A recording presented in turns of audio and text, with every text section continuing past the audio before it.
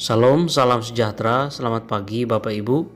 Kita bersyukur kepada Allah yang selalu menyertai, memberkati, melindungi, membimbing kehidupan kita semua. Sehingga di dalam segala pergumulan hidup, kita boleh melihat bagaimana tangan Tuhan menopang dan menyertai kita semua. Mari saudara, pagi hari ini kita merenungkan satu bagian firman Tuhan di dalam Injil Matius pasal 5 ayat yang ke-9. Namun sebelumnya mari kita sama-sama berdoa. Bapa yang bertahta dalam kerajaan surga, kami bersyukur mempunyai Allah seperti Engkau yang selalu hadir di tengah-tengah kami, yang selalu memimpin dan memberkati akan kehidupan kami sedemikian rupa, sehingga kami masih bisa menjalani akan kehidupan ini sampai dengan pagi hari ini. Kami bersyukur kepadamu ya Bapa, untuk setiap anugerah yang sudah Tuhan anugerahkan, yang Tuhan berikan bagi kami semua. Pagi hari ini kami mau merenungkan firman-Mu. Kami mohon supaya Tuhan menyertai dan memberkati kami. Terima kasih, dalam nama Tuhan Yesus kami berdoa. Amin. Matius pasal 5 ayat yang ke-9, demikian firman Tuhan. Berbahagialah orang yang membawa damai, karena mereka akan disebut anak-anak Allah. Sekali lagi, berbahagialah orang yang membawa damai, karena mereka akan disebut anak-anak Allah. Saudara-saudara, bagian ini merupakan sabda bahagia ke-7 dari 8 sabda bahagia itu. Kata damai dalam bahasa Yunani itu adalah eirene. Sekali lagi, eirene. Dan dalam bahasa Ibrani, salom atau shalom. Istilah Ibrani ini ternyata lebih dikenal di kalangan orang Kristen dan biasanya diucapkan pada saat orang bertemu, berjabat tangan, dan juga saat mengawali sebuah acara.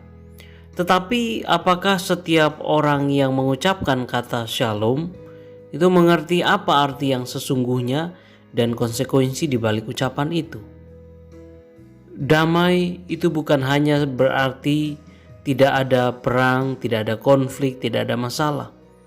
Damai berarti terwujudnya kehidupan yang sejahtera, baik secara fisik, secara ekonomi, sosial, politik, dan sebagainya, di mana orang-orang dapat hidup bersama, hidup dalam keadilan, dan kemudian dapat bekerja sama. Pada abad pertama, damai itu biasanya digambarkan atau dikonotasikan dengan Pax Romana atau perdamaian di bawah kekuasaan Kekaisaran Roma. Orang-orang Roma yakin bahwa Kaisar Roma sajalah satu-satunya sosok yang mampu membawa damai bagi dunia. Artinya, perdamaian itu tercapai ketika semua negara ada di bawah kekuasaan Kaisar Roma. Contoh yang paling jelas adalah setelah Yerusalem itu dihancurkan tentara Roma pada tahun 70 Masehi, 5 tahun kemudian, yaitu tahun 75 Masehi, orang-orang Roma mendirikan monumen perdamaian di kota Roma untuk memperingati kemenangan mereka atas bangsa Yahudi. Nah, saudara-saudara yang terkasih dalam Tuhan, apa yang dimaksud oleh Tuhan Yesus dengan pembawa damai di sini?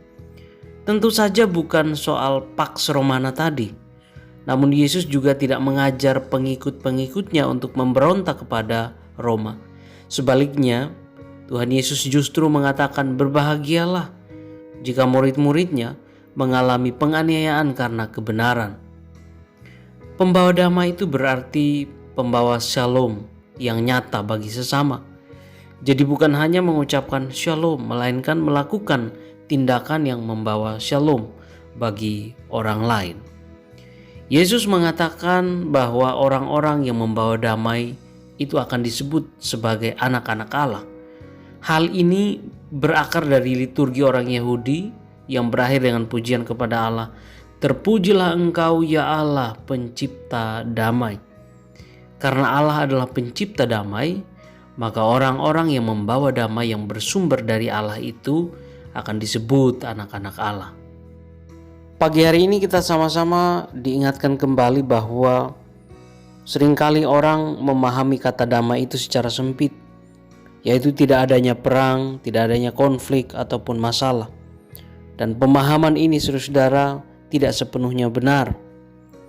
Keadaan tidak adanya perang, tidak adanya konflik, tidak adanya masalah, itu belum tentu berarti sejahtera atau damai sejahtera. Damai sebenarnya itu berarti sejahtera secara luas dan utuh, di mana setiap orang hidup dalam kecukupan, setiap orang hidup dalam keadilan, hidup di dalam kebenaran, dan setiap orang hidup di dalam kebahagiaan, bahkan kesetaraan. Inilah shalom atau damai yang sejati, damai sejahtera yang utuh dan menyeluruh. Maka di dunia yang penuh dengan penderitaan ini dibutuhkan orang-orang yang mau membawa damai bagi sesama.